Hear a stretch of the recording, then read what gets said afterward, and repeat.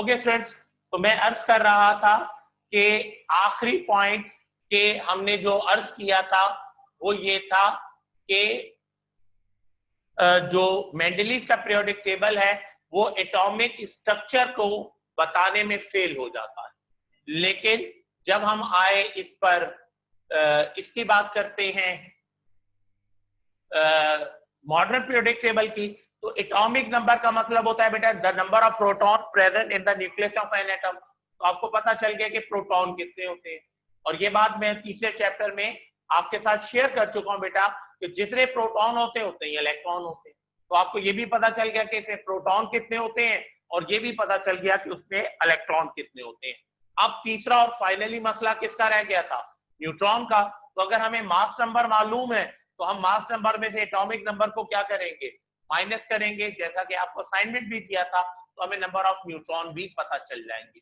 तो गोया इस तरीके से हमें ये पता चला कि जो एटॉमिक स्ट्रक्चर के कॉन्सेप्ट का इशू बन रहा था मेंडलीव में, वो भी रिजॉल्व हो गया। इस तरीके से हमारे सामने ये बात सामने आई कि मॉडर्न पीरियोडिक लॉ ने जितने भी वो थे डिफेक्ट से मेंडलीव पीरियोडिक टेबल के, उनको रिमूव कर दिया। इस वजह से अब हमारे पास जो टेबल जो कि पेज नंबर 64 पर बना हुआ है वो बुनियादी तौर पर बेस किसको करता है? वो बोहर के लॉन्ग फेलो पीरियोडिक टेबल को डिस्कस करता है। किताब में बताया 8 ग्रुप्स बनाए उसने और 7 पीरियड्स बनाए, जबकि हम देखते हैं कि मेंडलीव के यहाँ 12 सीरीज या 12 पीरियड्स थे और ग्रुप उसने भी 8 रखे थे।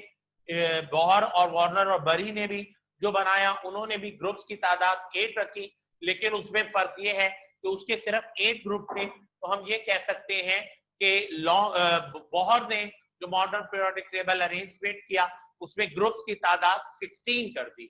16 इस सेंस में कि उसने हर ग्रुप को 2 ग्रुप में डिवाइड कर दिया, ए और बी में। तो 8 ए के ग्रुप बना दिए और 8 ही बी के बन दिए। तो इस तरह 16 ग्रुप आप कह सकते हो, लेकिन प्रैक्टिकली वो 8 ग्रुप ही बनते हैं और हर ग्रुप को उसने 2 हिस्सों में क्या कर दिया? डिवाइड कर दिया। और अलबत्ता पीरियड्स की तादाद 7 रखी। अब अगर आप गौर करें तो बोहर ने जो अपना एटॉमिक मॉडल सजेस्ट किया था उसमें भी उसने ये कहा था कि इलेक्ट्रॉन जो हैं वो ऑर्बिट्स में क्या करते हैं? मूव करते हैं। और उसकी रेकमेंडेशन के तहत बोहर का ख्याल ये था कि किसी भी एलिमेंट के जो ऑर्बिट्स हैं उनकी मैक्सिमम तादाद 7 है। तो इस लिहाज से उसने पीरियड्स की तादाद कितनी रखी? 7 रखी। यानी हर पीरियड जो है, एक पीरियड के अंदर आने वाले जो एलिमेंट हैं बेटा, उन तमाम का जो एटॉमिक स्ट्रक्चर है उसमें नंबर ऑफ ऑर्बिट की तादाद क्या होगी? फिक्स होगी। ये एक बहुत बड़ी अचीवमेंट थी जो कि इन तीनों साइंटिस्ट ने मिलकर हासिल की और आज हमें मॉडर्न पीरियोडिक टेबल मौजूद है। आपकी इतला के लिए बेटा, पाकिस्तानी एक बच्ची जिसकी एज 12 ईयर थी, उसने 2 मिनट के अंदर 109 एलिमेंट्स को अरेंज करके मॉडर्न पीरियोडिक टेबल को वर्ल्ड रिकॉर्ड कायम किया और उसका नाम Guinness book of world record में आया।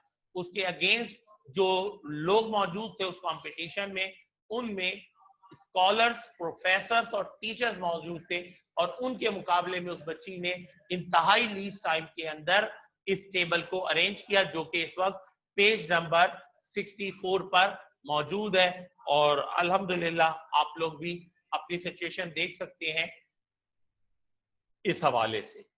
ओके फ्रेंड्स, आगे बढ़ते हैं टॉपिक की तरफ।